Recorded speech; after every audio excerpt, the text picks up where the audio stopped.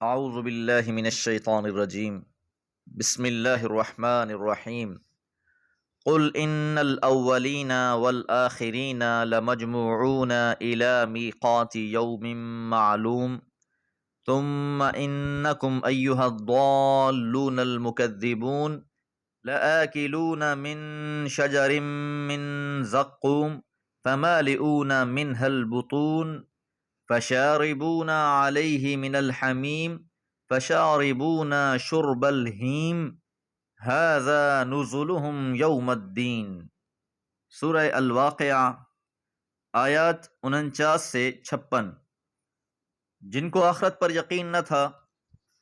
جو یہ سمجھتے تھے کہ مر کر فنا ہو جائیں گے، دوبارہ جی اٹھنا ناممکنات میں سے ہے، مر کر جب مٹی اور ہڈیاں ہو جائیں گے تو کیا ہمیں اور ہمارے آباء و اجداد کو اٹھایا جائے گا؟ اسی بات کا جواب دیا جا رہا ہے، قل فرما دیجئے، ان الاولین بلا شبہ اگلے لوگ، والآخرین اور پچھلے بھی، لمجموعون ضرور جمع کر دیے جائیں گے، الی میقات ایک مقرر مدت تک، یوم معلوم معین دن۔ اب کیونکہ یہ اعتراض پیغمبر علیہ الصلوۃ والسلام کی قوم کی طرف سے ہی تھا، بھلا یہ کیسے ممکن ہے کہ دوبارہ زندہ کیے جائیں، تو ان کو جواب بھی پیغمبر علیہ الصلوۃ والسلام کے ذریعے سے لفظ قل کہہ کر دیا گیا ہے۔ بلا شبہ ایک دن معین ہے اور اس دن کا وقت مقرر کر دیا گیا ہے، اور اس دن اگلے اور پچھلے تمام کے تمام لوگوں کو جمع کر دیا جائے گا۔ لفظ مجموعون سے یہ بات واضح ہو جاتی ہے کہ یہ کوئی اختیاری معاملہ نہیں ہے کہ جو دوبارہ زندہ ہونا چاہتا ہے وہ دوبارہ زندہ ہو جائے، بلکہ یہ معاملہ اجباری ہے، جمع کر دیے جائیں گے۔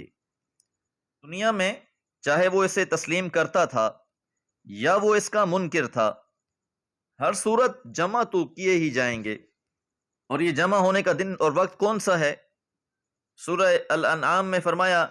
لَيَجْمَعَنَّكُمْ إِلَى يَوْمِ الْقِيَامَةِ لَا رَيْبَ فِيهِ، اور وہ تم کو ضرور جمع کر دے گا قیامت کے دن جس میں کوئی شک نہیں ہے۔ ثم پھر، انکم بلا شبہ تم، ایھا الضالون اے گمراہو، المکذبون جھٹلانے والو۔ خطاب براہ راست مشرکین مکہ سے ہے، قریش سے ہے، انہیں ڈانٹا جا رہا ہے کہ اے گمراہو، اے جھٹلانے والو، لآکلون ضرور کھانے والے ہو، من شجر من زقوم زقوم کے درخت سے۔ اور جس طرح پچھلی آیات میں یہ بات گزر چکی کہ اکثریت مترفین کی ہوگی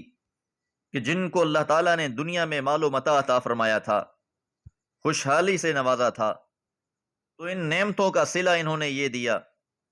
کہ یہ خود بھٹک گئے اور حق کے جھٹلانے والے بن گئے، تو اب انہیں تھوہر کھلایا جائے گا جس کے پتے کڑوے اور کانٹے دار ہوں گے۔ فمالئون پس بھرنے والے ہیں، منہا اس سے، البطون پیٹوں کو، کہ بھوک کی شدت کا عالم یہ ہوگا، بھوک کی وجہ سے یہ زقوم بھی کھانے کو تیار ہو جائیں گے، بھوکھوں کی طرح اس پر ٹوٹ پڑیں گے، بھوک مٹانے کے لیے زقوم سے اپنے پیٹ بھر لیں گے۔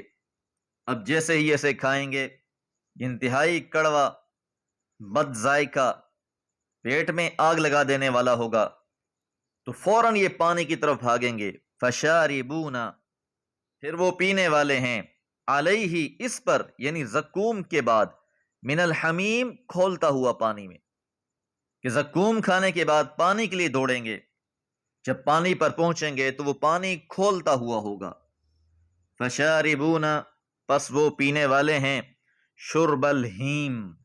ہیم اہیم کی جمع ہے، اس اونٹ کو کہتے ہیں جسے بیماری لاحق ہوتی ہے، جس کی وجہ سے اس کو شدت سے پیاس لگتی ہے اور وہ پانی پیتا ہی رہتا ہے لیکن اس کی پیاس نہیں بجھتی، تو یہ لوگ بھی زقوم کھانے کے بعد اس کھولتے ہوئے پانی کو بھی پئیں گے، اور یہ پانی اتنا کھولتا ہوا ہوگا اس کے بارے میں پڑھ چکے ہیں کہ جس سے ان کے منہ جل جائیں گے. ھذا نزلہم، یہ ان کی ضیافت ہوگی، یہ ان کی مہمان نوازی ہوگی، یوم الدین، قیامت کے دن. یاد رہے کہ قیامت کے دن اہل جنت کی مہمان نوازی بھی بیان کی گئی ہے،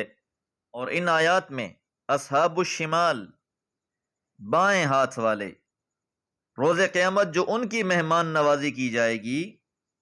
ان کی ضیافت میں یہ زقوم اور حمیم ہوگا، اور پھر جہنم کے مراحل تو اس سے بھی بڑھ کر ہوں گے. اللہم انا نسألک العفة والعافیة فی الدنیا والآخرہ وما علی الا البلاغ.